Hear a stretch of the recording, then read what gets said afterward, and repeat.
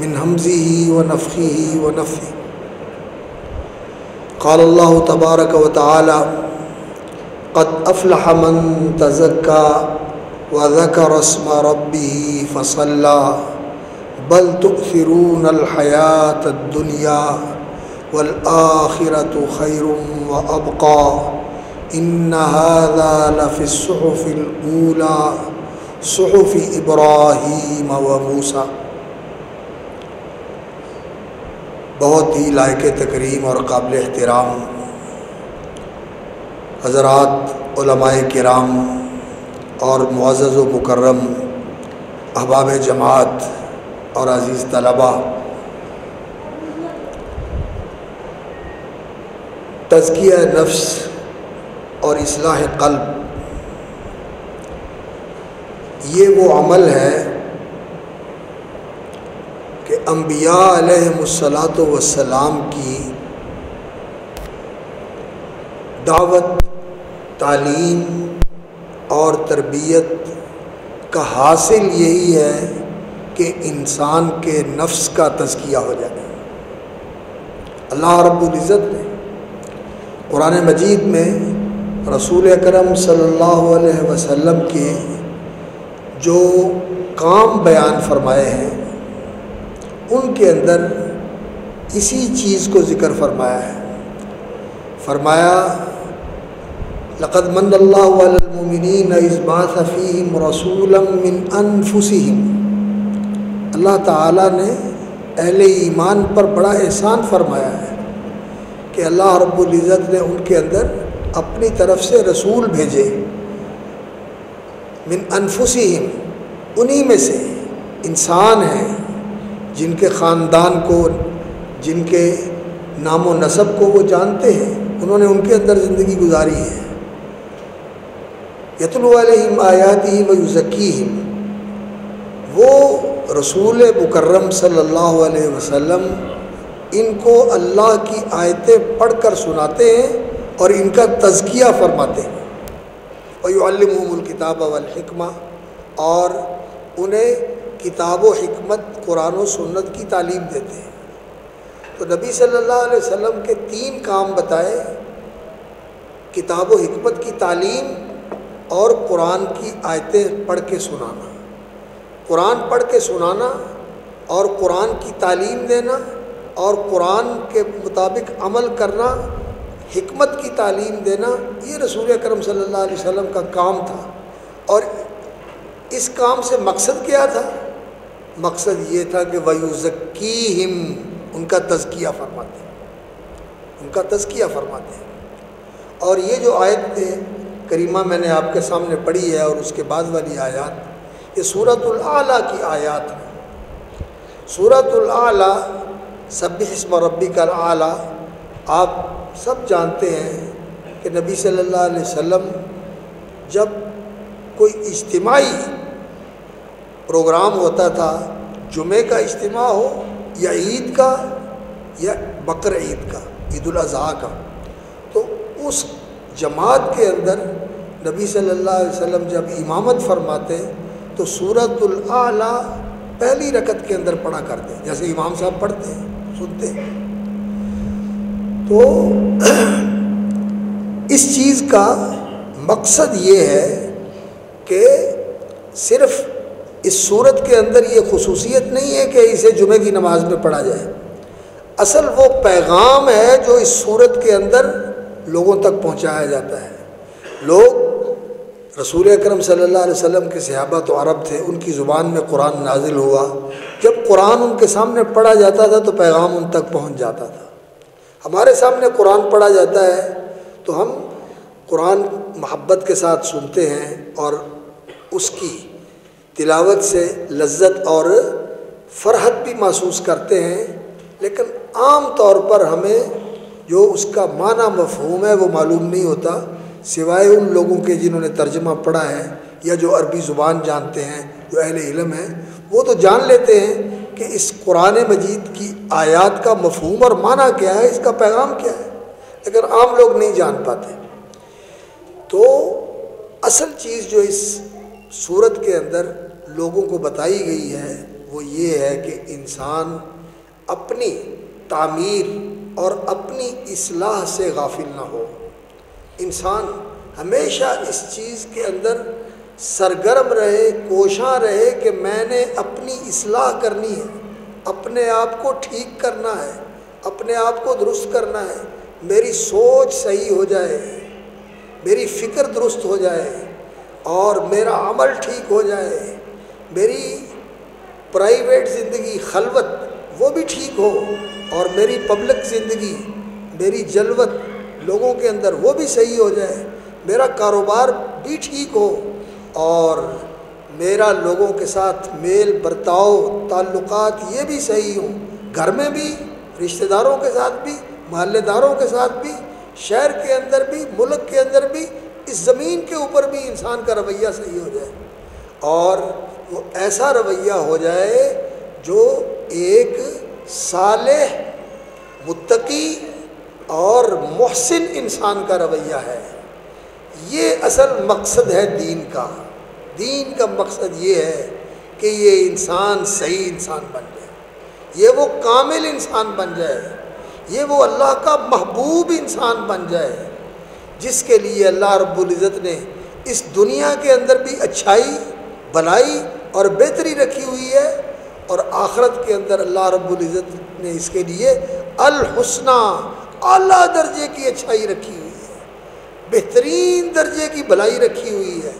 وہ ایسی بھلائی ہے کہ یہاں زندگی کے کسی طبقے کے ساتھ تعلق رکھنے والا انسان ہو، بہت اونچی اپر کلاس، ہائی جینٹری، بہت زیادہ اعلیٰ درجے کے VVIP لوگ ان سے تعلق رکھنے والا ہو، یا وہ خوشحال لوگوں میں سے ہو، یا وہ درمیانے درجے کے میڈیاکر لوگ میں متوسط درجے کے ہوتے ہیں ان میں سے ہو، یا غریب آدمی ہو، بادشاہ ہو، یا بہت بڑا سرمایہ دار ہو، بہت بڑا جاگیردار ہو، کوئی بھی ہو، وہ اللہ رب العزت نے جو زندگی کا سٹینڈرڈ وہاں رکھا ہوا ہے، یہاں کوئی آدمی سوچ بھی نہیں سکتا، اپنے تخیل اور تصور کی پرواز سے وہاں تک رسائی بھی حاصل نہیں کر سکتا۔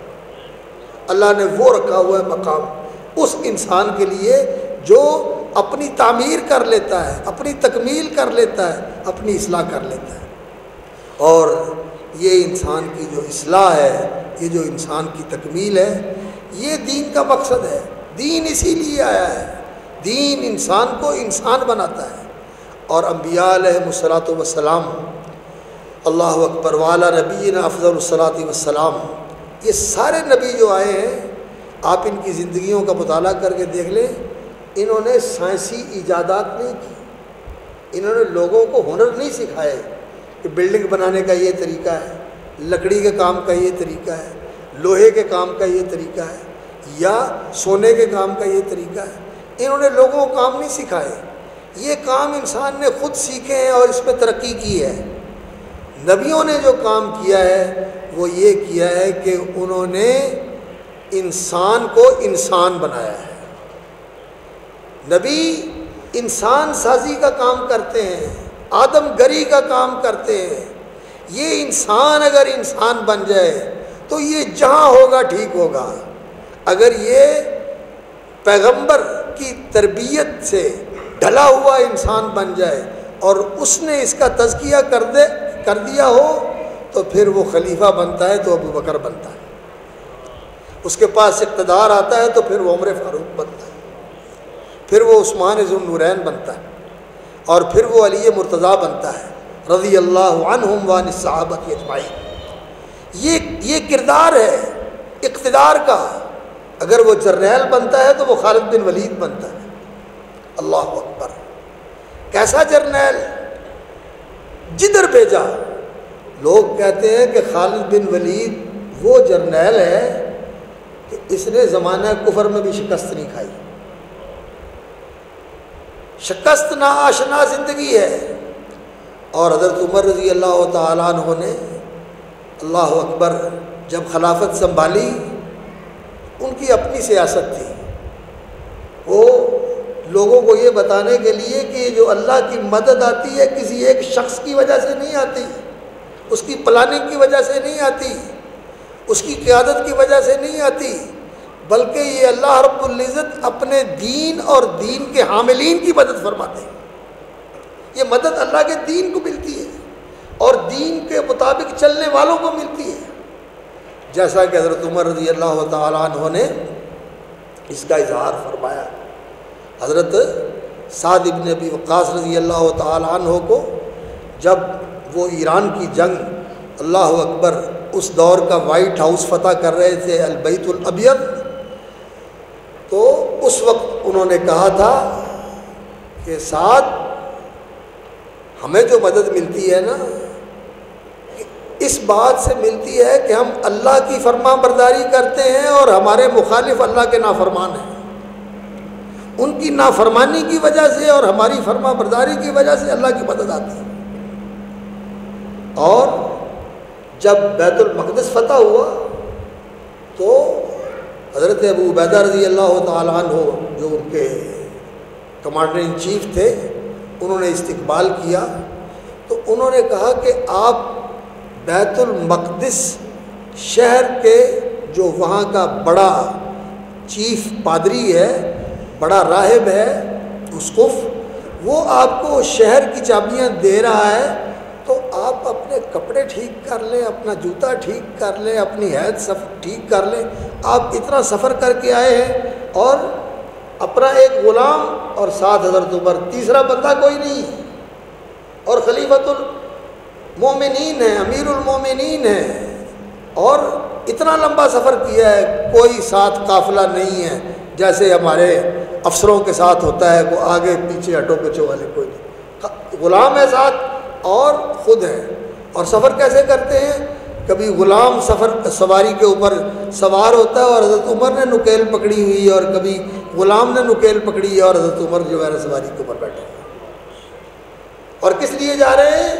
شہر فتح ہوا ہے اور اس کی چابیاں لینے کے لیے جا رہے ہیں۔ حضرت ابو عبیدہ نے کہا کہ آپ کپڑے تبدیل کر لیں۔ اللہ اکبر۔ تو کہنے لگے ابو عبیدہ، یہ بات کبھی کسی اور نے کی ہوتی تو مجھے افسوس نہ ہوتا، تو بھی یہ بات کر رہا ہے۔ ہماری عزت ان کپڑوں میں نہیں ہے، پروٹوکول میں ہماری عزت نہیں ہے۔ عزّر اللہ بالاسلام، اللہ نے ہمیں عزت دی ہے اسلام کے ساتھ۔ ہمیں جو عزت ملی ہے اللہ کے فرما بردار ہونے کی وجہ سے ملی ہوئی ہے، اور اگر ہم اس اسلام کو چھوڑ کے دوسری چیزوں میں عزت حاصل کریں گے تو عزت نہیں ملے گی، اللہ ذلیل کر دے گا۔ حضرت عمر کا یہ فلسفہ تھا، اور وہ اس چیز کو لوگوں کے دلوں میں اتارنا چاہتے تھے، تو انہوں نے اس لیے حضرت خالد کو پیچھے کر دیا۔ کیا کیا؟ خط لکھا دمشق کے اندر، شام کے اندر، اور وہ مقابلہ کر رہے ہیں، فوجوں کی قیادت کر رہے ہیں، کمانڈر ان چیف ہیں۔ تو حضرت ابو عبیدہ کے نام خط لکھا کہ میں نے خالد کو معزول کر دیا ہے اور آپ کو ان کی جگہ پر کمانڈر ان چیف مقرر کر دیا ہے، خالد کو پیغام دے دیں اور آپ قیادت اور کمان سنبھال لیں۔ خط لکھا، خط آیا، حضرت ابو عبیدہ نے خالد کو پڑھا دیا کہ یہ امیر المومنین کا خط آ گیا ہے۔ انہوں نے کہا یہ خط پڑھ کے آپ قوم کو، پوری فوج کو سنا دیں اور اعلان کر دیں میں پیچھے ہو جاتا ہوں، آپ آگے آ جائیں۔ لوگوں نے کہا کہ یہ کیسا فیصلہ ہے؟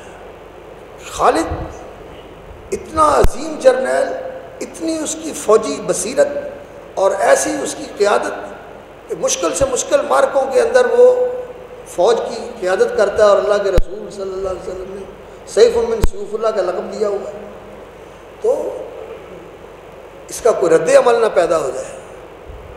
تو حضرت خالد رضی اللہ تعالیٰ عنہ نے کہا کہ خالد جنگ اس لیے نہیں لڑتا کہ وہ کمانڈر ان چیف ہو کے لڑے گا، خالد اللہ کے لیے لڑتا ہے، وہ کمانڈر ان چیف ہو تب بھی، یا وہ سپاہی ہو تو تب بھی، اگر وہ چوکیدار ہو تو تب بھی اس نے اللہ کے لیے لڑنا ہے۔ یہ ہے انسان جس کا تزکیہ ہو گیا، جو یہ نہیں دیکھتا کہ میرے لیے کرسی کہاں رکھی گئی ہے، میرا نام کہاں لکھا گیا ہے، مجھے پروٹوکول کیا ملا ہے، میرے ساتھ ان کا رویہ کیسا تھا، میرا استقبال کیسے ہوا ہے، وہ ان چیزوں سے بے نیاز ہو جاتا ہے۔ اللہ اکبر۔ امام بخاری رحمۃ اللہ علیہ کہتے ہیں کہ میری قلبی کیفیت یہ ہے کہ جو آدمی میرے لیے زندہ باد کا نعرہ لگائے اور یہ دوسرا آدمی آ کے میرے منہ پہ گالی دے دے تو میرے نزدیک دونوں میں کوئی فرق نہیں ہے، دونوں میں کوئی فرق نہیں ہے۔ یہ ہے انسان جس کا تزکیہ ہو گیا، اور ہم لوگ جو ہیں مدتیں گزر جاتی ہیں سنتے ہوئے، سناتے ہوئے، پڑھتے ہوئے، پڑھاتے ہوئے، لیکن یہ ہمارے اندر کا انسان جو ہے یہ ٹھیک نہیں ہوتا۔ ذرا سی بات ہوتی ہے میری مرضی کے خلاف آپے سے باہر ہو جاتا ہے، پھر مجھے نہیں یاد رہتا کہ میں کہاں کھڑا ہوں، مسجد میں کھڑا ہوں، بازار میں کھڑا ہوں، سامنے کون ہے، بوڑھا آدمی ہے، ساری عمر اس کی گزر گئی ہے مسجد میں آتے ہوئے، بس میرے ساتھ بگاڑ ہو گیا ہے، بس زبان کھول دیتا ہے اور اس کے ساتھ بگڑ جاتا ہے اور لڑنا شروع کر دیتا ہے۔ اللہ اکبر، پنکھا چلانے پہ لڑائی، پنکھا بند کرنے پہ لڑائی، دروازہ کھولنے پہ لڑائی، دروازہ بند کرنے پہ لڑائی، اس پہ لڑائی، اس پہ لڑائی، مسجدوں کے اندر۔ یہ کیا چیز ہے؟ یقین جانیے ہم اس بات سے غافل ہیں کہ دین انسان کا تزکیہ کرتا ہے۔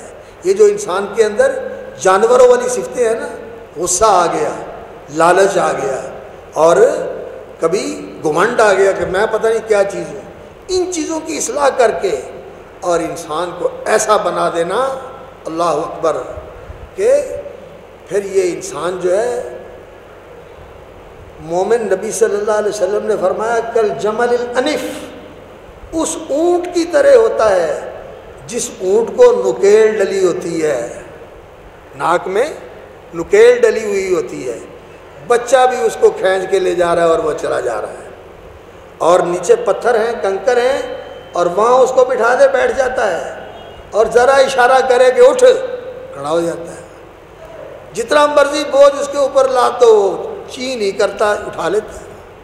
مومن ایسا ہوتا ہے، اور ہم اللہ اکبر ذرا بات مرضی کے خلاف ہو تو پھر وہ لوگ کہتے ہیں نا، وہ کوئی چلا گیا تو اسے بچھو نظر آئے اور بچھو نے اپنی وہ جو اس کی دم کے اندر کانٹا ہوتا ہے اس کو نیچے کیا ہوا تھا، تو وہ کہنے لگا یہ تو بڑے شریف بچھو ہے، کہتا کہ دی کانٹ دے ہاتھ رکھ کے ویکھ، تینوں پتہ لگے بھی کڈے بھی شریف ہے، کنڈا لگے گا نا جلے بچھو کا، پھر تینوں سمجھ آئے گی کہ کی ہے۔ ہمارا یہ بچھو پنا نہیں ختم ہوتا، ساری زندگی بچھو صفت رہتے ہیں۔ اگر کسی کے ساتھ معاملہ کیا تو اس کو ہاتھ دکھا دیا، کسی کے ساتھ بیٹھے اس کے لیے مسئلہ بن گیا۔ میرے بھائیوں، یہ جو چیز ہے، ان چیزوں کو ختم کر کے انسان کو سنوار دینا، انسان کو ستھرا بنا دینا، حسد ختم ہو جائے، عداوتیں اور دشمنیاں ختم ہو جائیں، تکبر ختم ہو جائے، انسان کے اندر بڑے پن کا احساس ختم ہو جائے، میں فلاں ذات سے تعلق رکھتا ہوں، فلاں گود سے تعلق رکھتا ہوں، فلاں خاندان سے تعلق رکھتا ہوں، اس لیے میں بڑا ہوں۔ نہیں، بڑائی نیکی اور تقوی کی، بڑائی نیکی اور تقوی کو ہے۔ میرا یہ سٹیٹس ہے، میرا یہ کاروبار ہے، میرے پاس اتنی دولت ہے، میرے پاس اتنا سرمایہ ہے، اس لیے میرا یہ مقام ہے کہ مجھے یہاں جگہ ملنی ہے۔ نہیں، یہاں کے کوئی سٹیٹس نہیں ہے، یہاں سب اللہ کے بندے ہیں، سب برابر ہیں، آگے پیچھے کوئی بات نہیں ہے۔ اللہ اکبر، یہ چیز انسان کے اندر پیدا ہو جائے اور یقین جانیے انسان حیران ہو جاتا ہے کہ امام وکیع بن الجراح رضی اللہ تعالیٰ عنہ، اللہ اکبر، امام احمد کے استاد ہیں، امام احمد کے استاد ہیں، اور امام احمد امام بخاری کے استاد ہیں، تو وہ کوفے کے رہنے والے تھے۔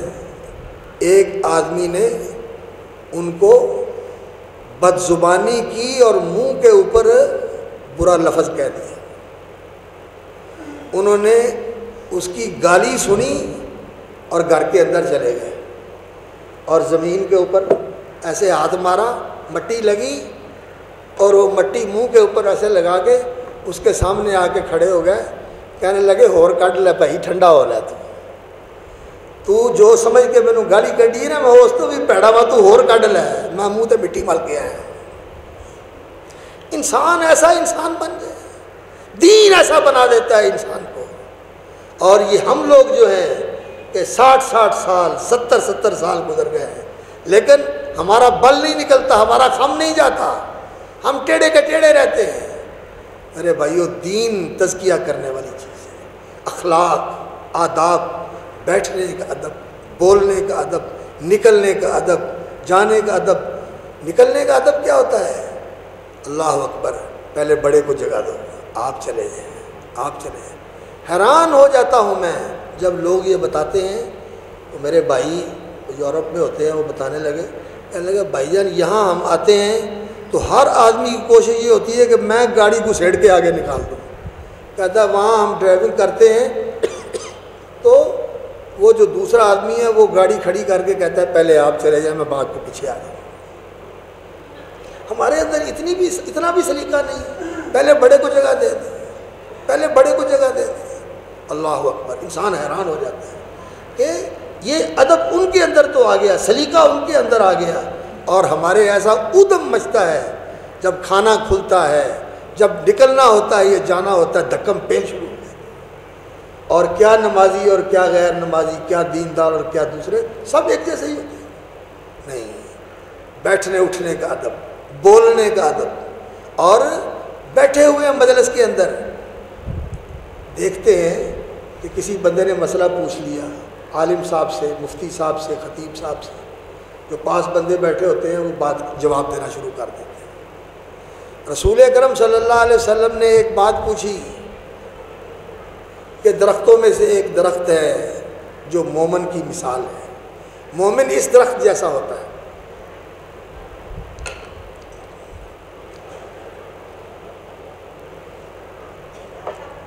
اور وہ درخت ہے، اس پہ خزاں نہیں آتی، بتاؤ وہ کون سا درخت ہے؟ تو صحابہ کرام جواب دینے لگے، کسی نے کیا جواب دیا، کسی نے کیا جواب دیا۔ عبداللہ ابن عمر رضی اللہ تعالیٰ عنہ کہتے ہیں میرے دل میں بات آئی کہ یہ فلاں درخت ہوگا، لیکن ابو بکر بیٹھے ہوئے تھے، عمر بیٹھے ہوئے تھے مجلس کے اندر، میں ادباً نہیں بولا کہ بڑے بیٹھے ہوئے ہیں، میرا بولنا بنتا نہیں۔ پھر اللہ کے رسول صلی اللہ علیہ وسلم نے جب کسی کو جواب نہیں آیا تو پھر آپ نے فرمایا وہ کھجور ہے، کھجور کے پتے نہیں گرتے، ہمیشہ سبز رہتا ہے، اور ہر چیز اس کی کام آتی ہے، اس کی جڑیں بھی کام آتی ہیں، اس کی تنا بھی کام آتا ہے، اس کی لکڑی بھی کام آتی ہے، شاخیں بھی کام آتی ہیں، اور پھل بھی اس کا جو ہے نا بڑا ہی مبارک پھل ہے۔ فرمایا مومن ایسا ہی ہوتا ہے، ہر چیز اس کی نفع والی ہوتی ہے۔ تو کہتے ہیں کہ میرے دل میں یہ بات آئی، میں نے اپنے ابا عمر رضی اللہ تعالیٰ عنہ سے کہا کہ میرے دل میں یہ بات آئی کہ وہ کھجور ہے، لیکن میں اس لیے نہیں بولا کہ آپ بیٹھے ہوئے تھے، ابو بکر بیٹھے ہوئے تھے۔ بولنے کا ادب اور بات کرنے کا ادب، کہ کس کے ساتھ بات کر رہے ہیں، بڑے کے ساتھ کر رہے ہیں، چھوٹے کے ساتھ کر رہے ہیں، چھوٹوں کو ڈانٹنا، ڈپٹنا، جھڑکنا، اوے نکل چل، نہیں، چھوٹے سے پیار کرنا ہے، بڑا اس کے ساتھ ادب سے بولنا ہے۔ یہ اخلاق اور آداب جو رسول اکرم صلی اللہ علیہ وسلم نے سکھائے ہیں، وہ عرب وحشی تھے، ان کو نبی صلی اللہ علیہ وسلم نے یہ سکھایا اور وہ بدل گئے، اور فرشتے ان پر رشک کرتے تھے اور ان کی زیارت کے لیے آتے تھے اور ان کو سلام کہنے کے لیے آتے تھے۔ لیکن ہم لوگ ہیں، ہمارے اندر تبدیلی نہیں آتی۔ تو بھائیو، دین جو ہے یہ انسان کا تزکیہ کرتا ہے، انسان کی عقل اور فکر کا تزکیہ ہو جاتا ہے۔ جب فکر اور عقل کا تزکیہ ہوتا ہے تو انسان جو ہے وہ سوچتا ہے۔ اللہ رب العزت نے فرمایا كَذَلِكَ يُبَيِّنُ اللَّهُ لَكُمُ الْآيَاتِ لَعَلَّكُمْ تَتَفَكَّرُونَ فِي الدُّنْيَا وَالْآخِرَةِ۔ اللہ تعالیٰ آیتیں اپنی واضح کرتے ہیں تاکہ تم سوچو، فی الدنیا والآخرہ، دنیا اور آخرت دونوں کے بارے میں۔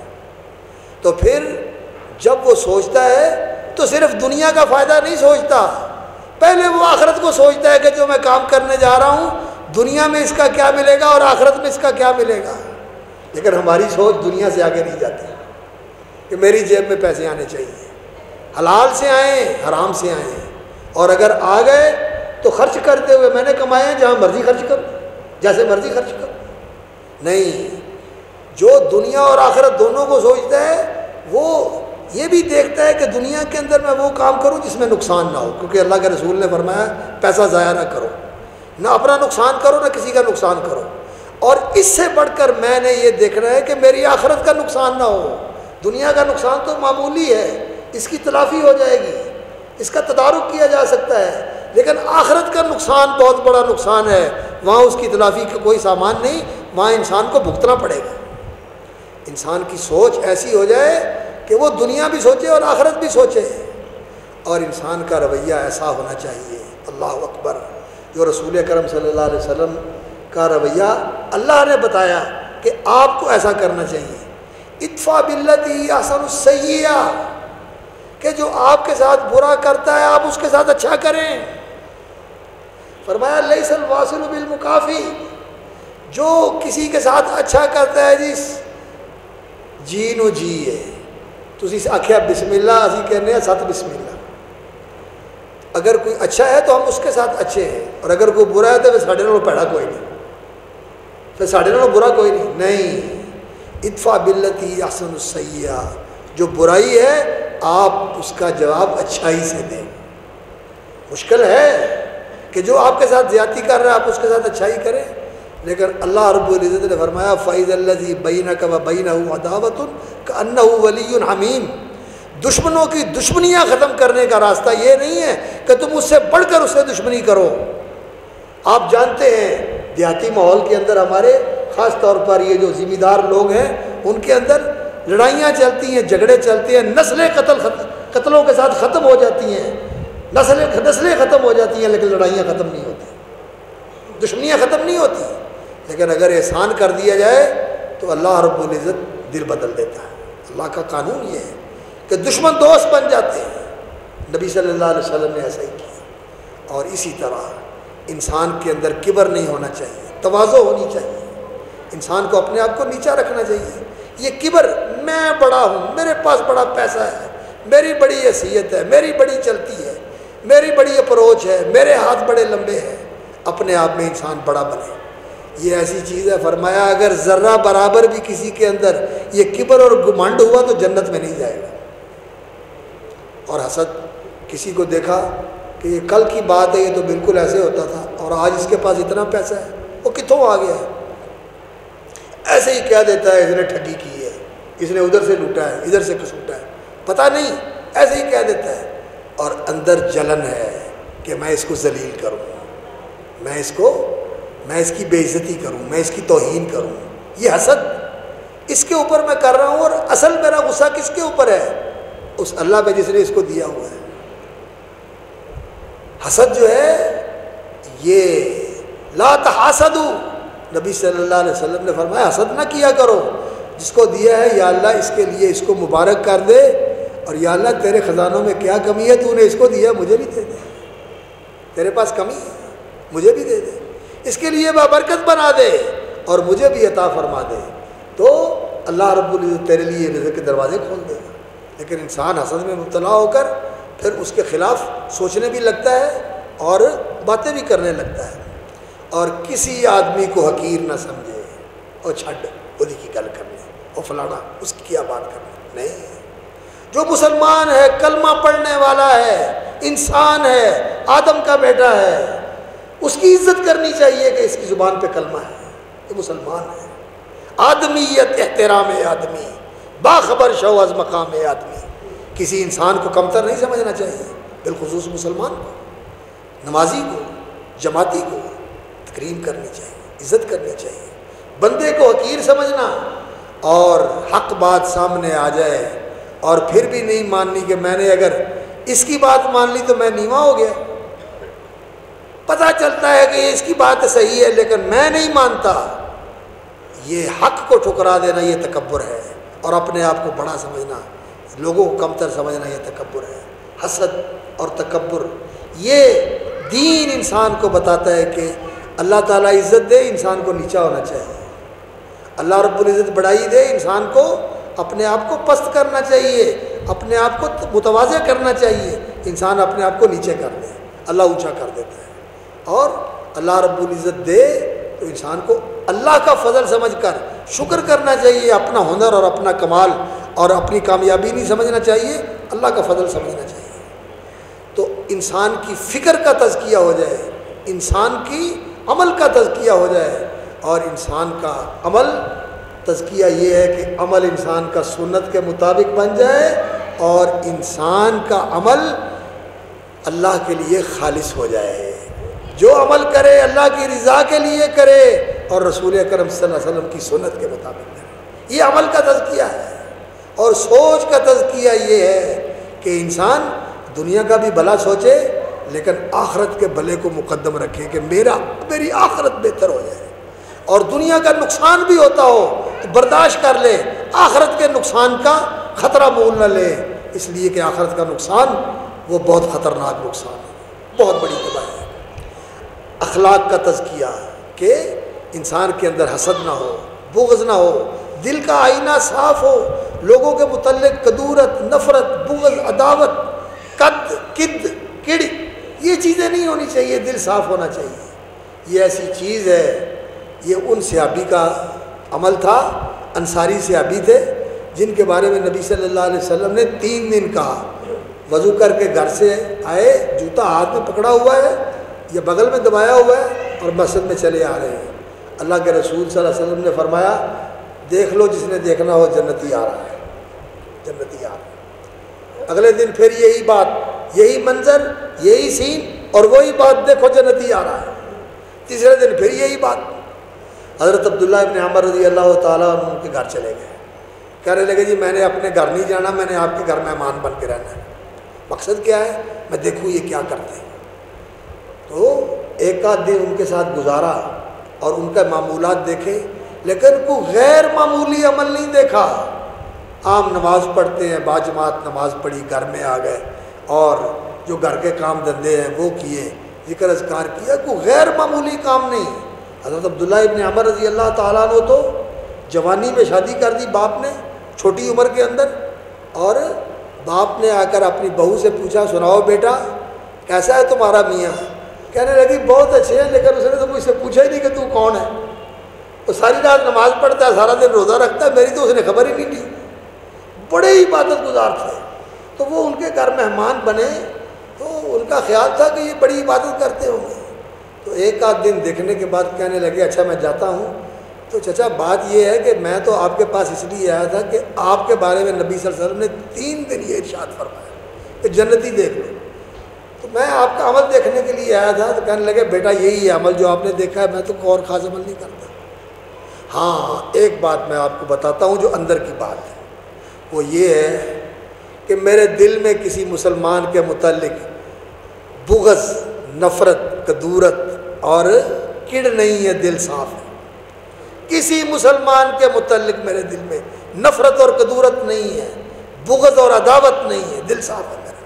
میں نے دل میں گرہ نہیں دی ہوئی، میں نے دل کے اندر اس کی دشمنی نہیں بسائی ہوئی کہ اس کو نہیں چھوڑنا، اس کو نہیں معاف کرنا، اس کو نہیں برداشت کرنا۔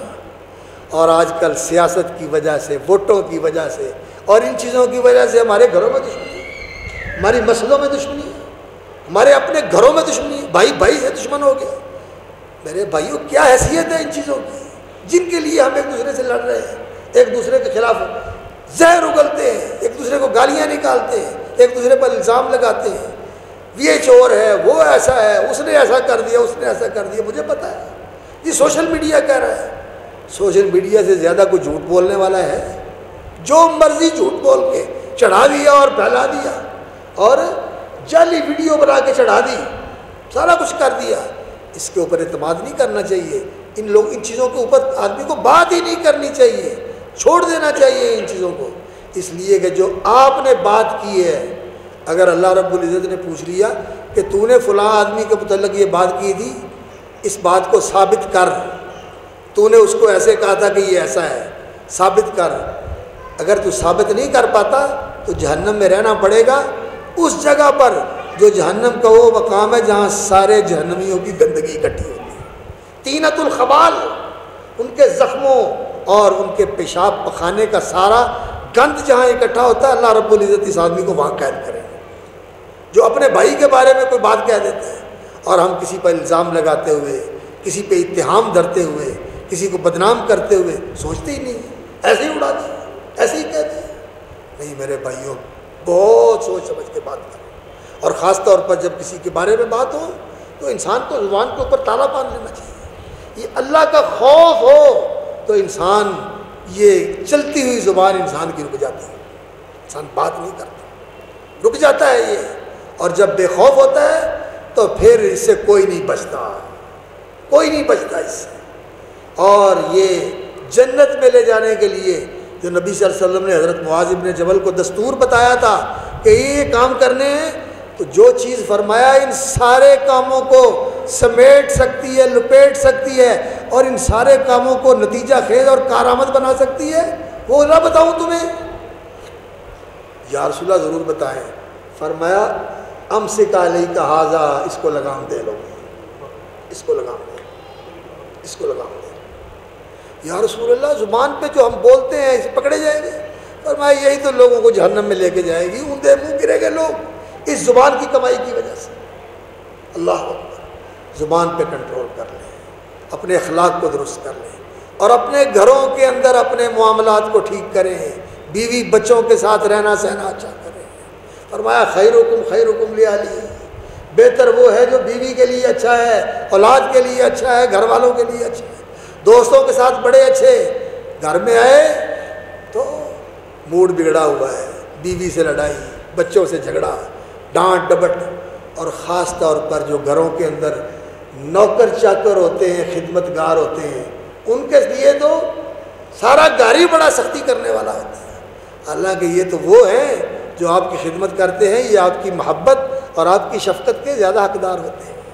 وصاحب بالجنب, تمہارے ساتھ بیٹھنے والا, تمہارے ساتھ رہنے والا, اس کے ساتھ احسان کرو, ماں باپ کے ساتھ احسان کرو, رشتہ دار کے ساتھ احسان کرو. تو گھر میں بھی انسان کا رویہ اچھا ہونا چاہیے, رشتہ داروں کے ساتھ بھی اچھا ہونا چاہیے رویہ.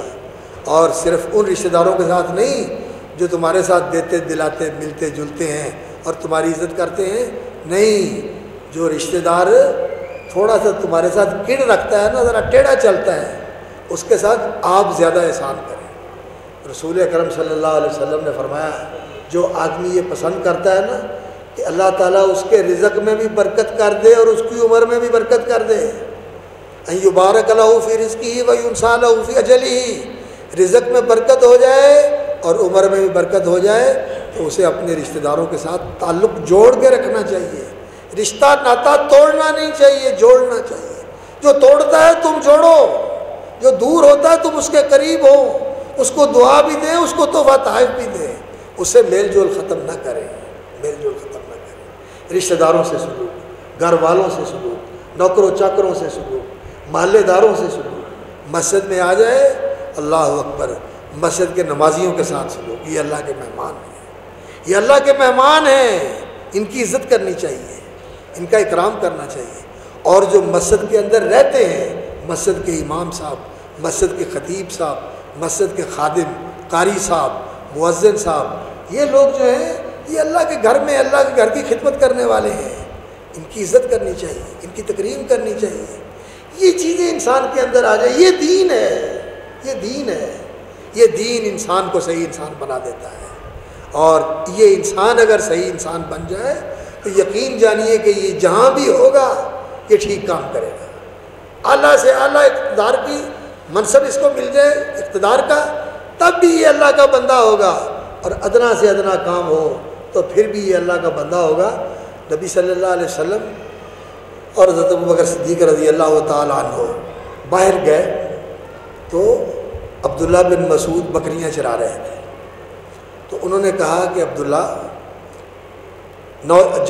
جوان نام تو میرا خیال انہوں نے نہیں لیا, انہوں نے جوان کر کے مخاطب کیا, یہ بکریاں تیرے پاس ہیں تو ہمیں پیاس لگی ہوئی ہے تو ہم نے دودھ پینا ہے, ہمیں دودھ پلا دو. تو کہنے لگا جی میں نوکر ہوں, میں مالک نہیں, میں نوکر ہوں, میں مالک نہیں ہوں, تو میں مالک کی اجازت کے بغیر پلا نہیں سکتا. اگر میری ہوتی تو میں ضرور پلا دیتا. میں نوکری کرتا ہوں, میں امانت ہے میرے پاس, اس لیے میں پلا نہیں سکتا. تو نبی صلی اللہ علیہ وسلم ناراض نہیں ہوئے بلکہ تھپکی دی, کہنے لگے بڑا سمجھدار غلام ہے, بڑا سمجھدار غلام ہے, اور بڑا پیار کیا نبی صلی اللہ علیہ وسلم نے. اور عبداللہ بن مسعود رضی اللہ تعالیٰ عنہ بھی شام کو وہ بکریاں مالک کو جا کے دے دی، کہنے لگا سنبھال اپنی بکریاں، اب میں محمد کا غلام بن گیا ہوں اب صلی اللہ علیہ وسلم۔ اور 23 سال نبی صلی اللہ علیہ وسلم کی خدمت کی، اور ایسی خدمت کی اللہ کے رسول صلی اللہ علیہ وسلم نے فرمایا عبداللہ تو ہمارے گھر کا فرد ہے، تو نے جب آنا ہو تو ذرا دروازے پہ تھوڑا سا اپنا احساس دلا کے کہ میں آ رہا ہوں بتا کے ایسے کر کے آ جایا کرو، تجھے اجازت لینے کی ضرورت نہیں ہے، تو ہمارے گھر کا آدمی تھا۔ اور ان کی کیفیت کیا تھی؟ صاحب النعلین والوسادہ، اللہ کے رسول کا جوتا اٹھاتے تھے اور اللہ کے رسول کی گدی اٹھاتے تھے بیٹھنے کے لیے، جہاں بیٹھتے گدی بچھا دیتے اور جوتا اٹھا کے سینے سے لگا دیتے۔ نبی صلی اللہ علیہ وسلم کی 23 سال خدمت کی، اور نبی صلی اللہ علیہ وسلم کے شاگرد بھی تھے، علم بھی سیکھا، قرآن بھی سیکھا۔ اور اللہ کے رسول نے فرمایا صلی اللہ علیہ وسلم جس نے قرآن اس طرح پڑھنا ہو جیسے اللہ نے اتارا ہے تو وہ اس طرح پڑھے جیسے عبداللہ بن مسعود پڑھتے ہیں۔ یہ انسان ہے، یہ انسان ہے جن کو دین نے انسان بنا دیا، دین نے انسان بنا دیا۔ آج ہمارے پاس دین ہے لیکن ہم بدلتے نہیں، نہ سیکھتے ہیں نہ بدلتے ہیں، وہی کے وہی رہتے ہیں، ویسے کے ویسے رہتے ہیں۔ آج سے 10 سال پہلے جیسے تھے آج بھی ویسے ہیں۔ نہیں میرے بھائیوں، روز بدلنا چاہیے۔ جیسے لوگ ڈائٹنگ نہیں کرتے، وزن کرتے ہیں، آج میرا وزن اتنا ہو گیا ہے، ہفتے بعد اتنا ہو گیا ہے، اب میری صحت ایسے ہو گئی ہے، اب میں ایسے ہوں۔ یہ دین کے بارے میں بھی انسان کو سوچنا چاہیے کہ میں کہاں کھڑا تھا آج کہاں ہوں، نیچے جا رہا ہوں یا پیچھے جا رہا ہوں، آگے جا رہا ہوں یا پیچھے، اوپر جا رہا ہوں یا نیچے، دیکھنا چاہیے، محاسبہ کرنا چاہیے۔ تو بھائیو، دین تزکیے کا نام ہے، اور تزکیہ اپنے اندر تبدیلی لانے کا کام ہے، اور اپنے آپ کو صحیح انسان بنانے کا کام ہے۔ اور صحیح انسانوں میں جو سب سے آئیڈیل شخصیت ہے پوری انسانیت کے اندر، وہ معلم انسانیت اور امام انسانیت، امام الرسول، امام الانبیاء، محمد الرسول اللہ صلی اللہ علیہ وسلم، سید الخلق، جو ساری انسانیت کے سردار ہیں، وہ سب سے اعلیٰ درجے کے انسان ہیں، وہ رول ماڈل ہیں، وہ آئیڈیل ہستی ہیں۔ ان کے نمونے کو سامنے رکھ کے اپنے آپ کو اس کے مطابق بنانے کی کوشش کریں، اور صحابہ کی طرح نبی صلی اللہ علیہ وسلم کی سیرت و سنت کو اپنانے کی کوشش کریں۔ انسان کے اخلاق درست ہوتے چلے جاتے ہیں۔ نبی صلی اللہ علیہ وسلم کی شمائل، نبی صلی اللہ علیہ وسلم کی سیرت، آپ کی سنت، یہ انسان پڑھے تو پھر انسان اس کو اپنائے۔ یہ کیا ہوا کہ انسان، اللہ اکبر، جب یہ کالی تھی تو تب بھی یہ کام تھا، اب یہ سفید ہوگی اور اس کو روز کالا کرتا ہے اور پھر بھی وہی کام ہے، اور اب بیمار پڑا ہوا ہے، اللہ اکبر، بیمار پڑا ہوا ہے۔ مجھے دکھ ہوتا ہے جب کبھی ایسی صورتحال ہوتی ہے، اللہ اکبر، میت کو کہتے ہیں جی منہ دکھا دیں، اور لگتا ہے کہ تازہ تازہ شیو ہوئی ہے اس کی، ہائے ہائے میرے بھائیوں کی کیا بات ہے۔ حضرت شیخ محمد بن صالح العثیمین رحمۃ اللہ علیہ کینسر کے مریض تھے، شافات کا زمانہ تھا غالباً، اللہ اکبر۔ تو انہوں نے کہا کہ آپ کو امریکہ بھیجتے ہیں آپ کا علاج کرنے کے لیے کہ کینسر کا وہاں سے علاج ہوگا۔ کہتے ہیں کیا علاج ہوگا؟ کہنے لگے وہ کیمو تھراپی کرتے ہیں، شعاعیں لگاتے ہیں، تو اس سے کیا ہوتا ہے، کینسر کا تو علاج ہو جاتا ہے لیکن جسم کے بال جڑ جاتے ہیں۔ کہنے لگے بال جڑ جائیں گے تو سر کے بھی جڑ جائیں گے، داڑھی کے بھی جڑ جائیں گے؟ کہنے لگے ہاں داڑھی کے بھی جڑ جائیں گے۔ کہنے لگے میں نے یہ علاج نہیں کروانا، داڑھی کے بغیر میں اللہ کے سامنے جاؤں۔ میرے بھائیوں، دین کی بات سنیں اور انسان کے اوپر اثر نہ ہو۔ تزکیہ یہ ہے کہ ادھر اللہ کی بات سامنے آئی فوراً انسان کہے کہ میں نے مان لیا، اللہ کے رسول صلی اللہ علیہ وسلم کی بات آئی انسان کہے کہ میں نے سن لی اور مان لی، یہ مومن ہے، یہ مسلم ہے۔ سمعنا واطعنا، ہم نے سن لیا اور مان لیا، اور سمعنا وعصینا، سنتے بھی رہے اور مانی نہیں۔ یہ مومنوں کا کام نہیں، یہ کن کا کام ہے؟ یہودیوں کا۔ یہودیوں کا رویہ یہ تھا کہ مان کے نہیں دیا۔ آج ہماری اکثریت ایسے ہے، جو جس کی غلطی ہے، جو جس کا ٹیڑھ پن ہے، جو جس کی غلطی ہے اور جو جس کی خرابی ہے، وہ ساری زندگی ویسے کی ویسے رہتی ہے، سدھرتی نہیں ہے۔ تزکیہ اس چیز کا نام ہے کہ انسان اپنے آپ کو سنوارنا شروع کر دے، اپنے آپ کو سدھارنا شروع کر دے، اپنے آپ کو دین کے مطابق بدلنا شروع کر دے۔ تو اللہ تعالیٰ اگر یہ نصیب کر دے تو قد افلح من تزکا، جس نے اپنے آپ کو پاک کر لیا وہ کامیاب ہو گیا۔ ہمارے استادوں کے استاد اور ہمارے یہاں پاک و ہند میں جنہوں نے بڑی حدیث کی خدمت کی، حضرت حافظ محمد صاحب گوندلوی رحمۃ اللہ علیہ، ان کا اکثر واعظ اور خطاب اسی آیت کے اوپر ہوتا تھا۔ ہم ان کے پیچھے جمعہ پڑھا کرتے تھے، ہر جمعے ان کا یہی موضوع ہوتا تھا قد افلح من تزکا، کہ دین تزکیے کا مشن لے کے آیا ہے کہ انسانوں کا تزکیہ کیا جائے، انسانوں کو صحیح انسان بنایا جائے، اور انسان اگر صحیح انسان بن جائے تو مزدور سے لے کر صدر تک سارا معاشرہ صحیح ہو جاتا ہے۔ اور جب یہ انسان ہی صحیح نہیں ہے تو میں کہتا ہوں آپ اچھے نہیں ہیں، آپ کہتے ہیں مولوی اچھے نہیں ہیں، مولوی کہتے ہیں عوام اچھے نہیں ہیں، اور دوسرے سارے کہتے ہیں حکمران اچھے نہیں ہیں، تو دوسروں پہ ڈالتے ہیں، کوئی اپنے آپ کو نہیں دیکھتا۔ اور خرابی میرے اندر ہے، میں اپنے سے شروع کروں تو کام ٹھیک ہو جائے گا۔ اللہ اکبر۔ وہ ہمارے والد صاحب رحمۃ اللہ علیہ ایک بہادر شاہ ظفر کا شعر پڑھا کرتے تھے، میرے بھی زبان پہ آ گیا، نہ تھی حال کی جب ہمیں اپنے خبر، نہ تھی حال کی جب ہمیں اپنے خبر، اپنے حال کی جب ہمیں خبر نہیں تھی، رہے دیکھتے اوروں کے عیب و ہنر، پڑی اپنی برائیوں پر جو نظر تو نگاہ میں کوئی برا نہ رہا، نگاہ میں کوئی برا نہ رہا۔ اصل بات یہ ہے کہ انسان اپنی برائیوں کو دیکھ کر ان کی اصلاح کرے، اپنا آپ سے شروع کر دے، تو انشاءاللہ العزیز میں بھی شروع کر دوں، آپ بھی شروع کر دیں، ہر ایک بندہ شروع کر دے تو معاشرہ سدھر جائے گا۔ لیکن میں کہتا ہوں وہ برا ہے، وہ کہتا نہیں وہ برا ہے، کہتا وہ دی گل نہ کرو، کہتا وہ دی گل نہ کر، ایسے کام خراب ہوتے، دن بدن خراب ہو رہا ہے اور ملک خرابی کی طرف جا رہا ہے۔ اور علاج اس کا کیا ہے؟ اللہ اکبر۔ علاج اس کا یہی ہے کہ ہر آدمی جہاں ہے، جو ہے، جیسا ہے، وہ اپنی اصلاح شروع کر دے۔ جہاں خرابی ہے، معاملات جھوٹ چھوڑ دے، بددیانتی چھوڑ دے، وعدہ خلافی چھوڑ دے، ظلم زیادتی چھوڑ دے، نماز کی کوتاہی ہے ختم کر دے، نماز کی پابندی شروع کر دے۔ اگر کاروبار کرتا ہے اس میں دیانت لے آئے، خیر خواہی لے آئے۔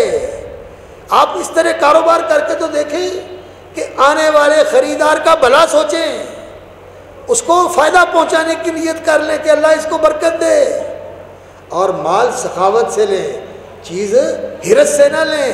من اخذہ بسخاوت نفس، جو پیسے دیے ہیں کھلے دل کے ساتھ، سخی دل کے ساتھ لیں، حریص بن کے نہ لیں، اللہ تعالیٰ اس میں برکت دے دیتا ہے۔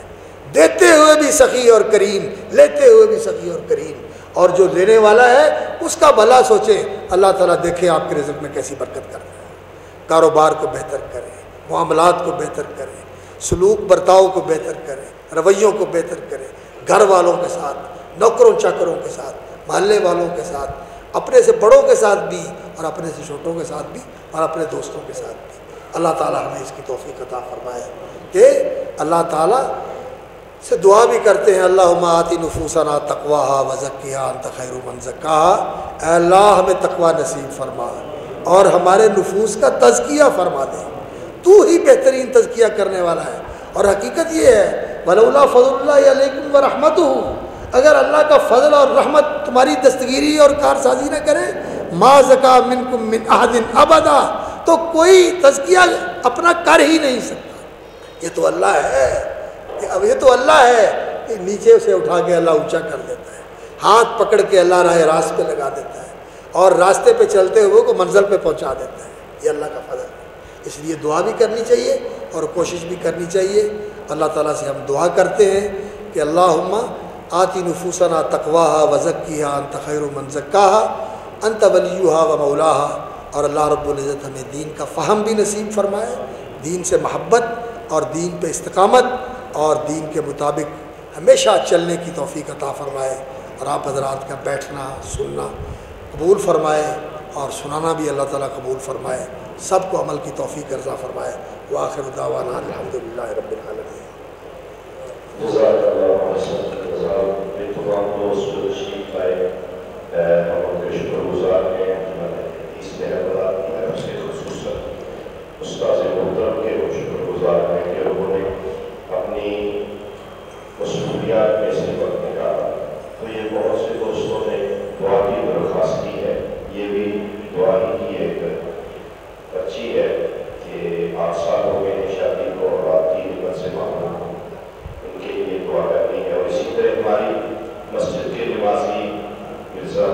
رات میں 6 لوگوں کی وفات ہو گئی، اور جتنے بھی دوست اور شدگان ہیں ان کے لیے، بیماروں کے لیے، ہماری انجمن کے اراکین ہیں وہ کچھ ان کی صحت ٹھیک نہیں ہے ان کے لیے، اور ہم سب کے لیے میں استاد محترم سے گزارش کروں گا کہ دعا فرمائیں۔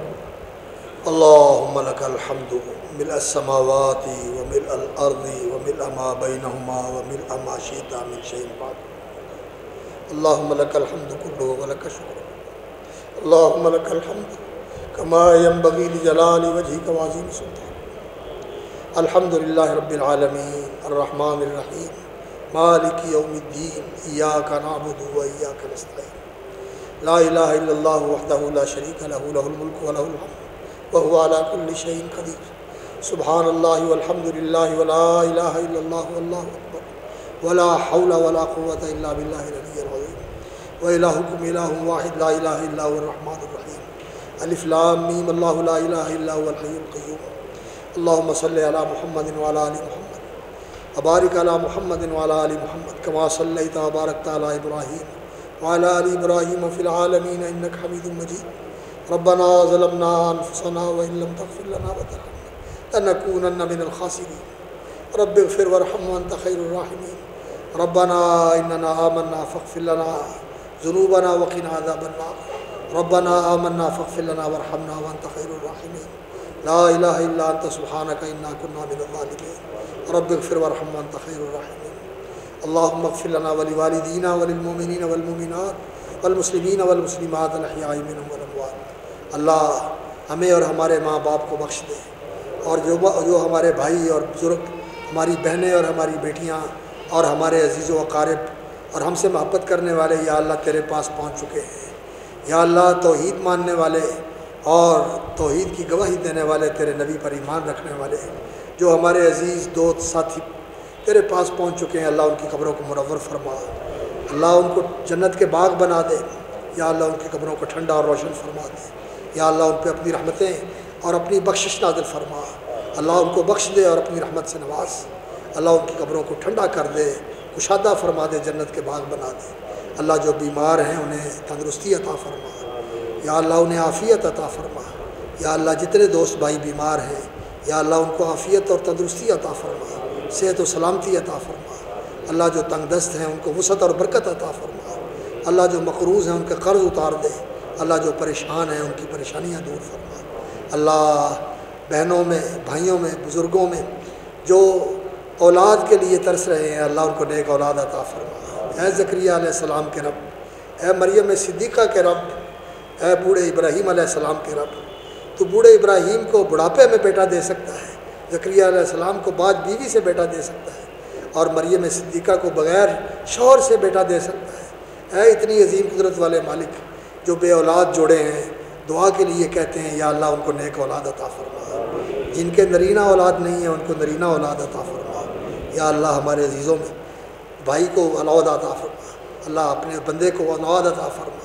اللہ نیک اولاد عطا فرما. اللہم ارزقہم من لدنک ذریۃ طیبۃ انک سمیع الدعاء. اللہم ارزقہم من لدنک ذریۃ طیبۃ انک سمیع الدعاء. یا اللہ جو بھائی بزرگ عزیز بے اولاد ہیں انہیں نیک اولاد عطا فرما. اللہ انہیں نیک اولاد عطا فرما. جو بھی اولادیں ہیں ان کو صالح اور سعادت مند بنا. اے اللہ ان کو صالح اور سعادت مند بنا. اللہ اولادوں کے کام سنوار دے، ان کا دین بھی سنوار دے، ہمارا بھی دین سنوار دے، اور ہم سب کا دین سنوار دے، دنیا بھی سنوار دے اور آخرت بھی سنوار دے. اور اے اللہ جن کے نرینہ اولاد نہیں ہیں ان کو نرینہ اولاد عطا فرما. اللہ جن جن بھائیوں نے بہنوں نے جس دعا کے لیے کہا ہے ہم سب کے حق میں خیر کی دعا مانگتے ہیں. اللہم ربنا آتنا فی الدنیا حسنہ وفی الآخرۃ حسنہ وقنا عذاب النار. اللہم انا نسألک من الخیر کلہ عاجلہ وآجلہ ما علمنا منہ وما لم نعلم. اے اللہ ان بھائیوں کو جزائے خیر عطا فرما، کو برکت عطا فرما. یہ تیرا پیغام سنانے کے لیے اہتمام کرتے ہیں. اللہ ان کی زندگیوں میں برکت دے، مال میں برکت عطا فرما، وسائل میں برکت عطا فرما، دین ایمان میں برکت اور ترقی عطا فرما. یا اللہ اس مسجد کو علم و ایمان کا، رشد و ہدایت کا گہوارہ اور منارہ بنا. یا اللہ یہاں سے لوگوں کو تیرا پیغام ملے، تیری معرفت کا نور ملے، تیری محبت کی غذا ملے، تیرے نبی کا پیار ملے، ان کی سنت کے اتباع کا جذبہ ملے.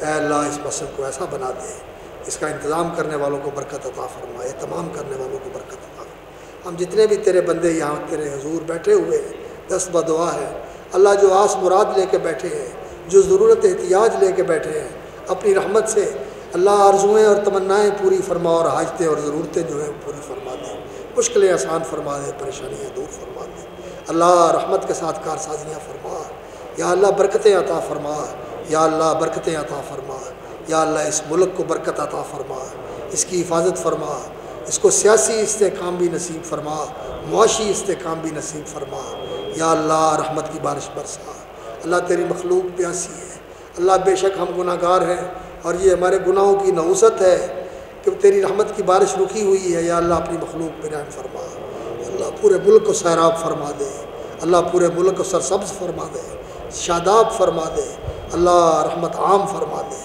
اللہ، اپنی رحمت عام فرما دے اللہ، ہماری مشکلیں آسان فرما دے اللہ، اس ملک کو استحکام نصیب فرما، سیاسی استحکام نصیب فرما، معاشی استحکام نصیب فرما، امن و امان بہتر فرما، اور یہ یا اللہ تبھی ہوگا یہاں تیرا دین اونچا ہوگا، تیری شریعت کا نفاذ ہوگا، دین کے نفاذ کے اور شریعت کی بالادستی کی راہیں آسان فرما، اور اس راستے میں ہمیں قبول فرما اللہ، اچھے حکمران نصیب فرما، ہم سب کو اپنی اصلاح کی توفیق عطا فرما، اپنے آپ کو بہتر بنانے کی توفیق عطا فرما، اور تیرے ساتھ تیری توفیق کے بغیر لا حول ولا قوت الا بک، ایاک نعبد و ایاک نستعین، اللہم اعنا علی ذکرک و شکرک و حسن عبادتک، اللہم اعنا علی ذکرک و شکرک و حسن عبادتک، اللہم اعنا علی ذکرک و شکرک و حسن عبادتک، ربنا تقبل منا انک انت السمیع العلیم، وصلی اللہ علی عبدہ ورسولہ محمد وعلی آلہ وصحبہ اجمعین، آمین یا رب العالمین۔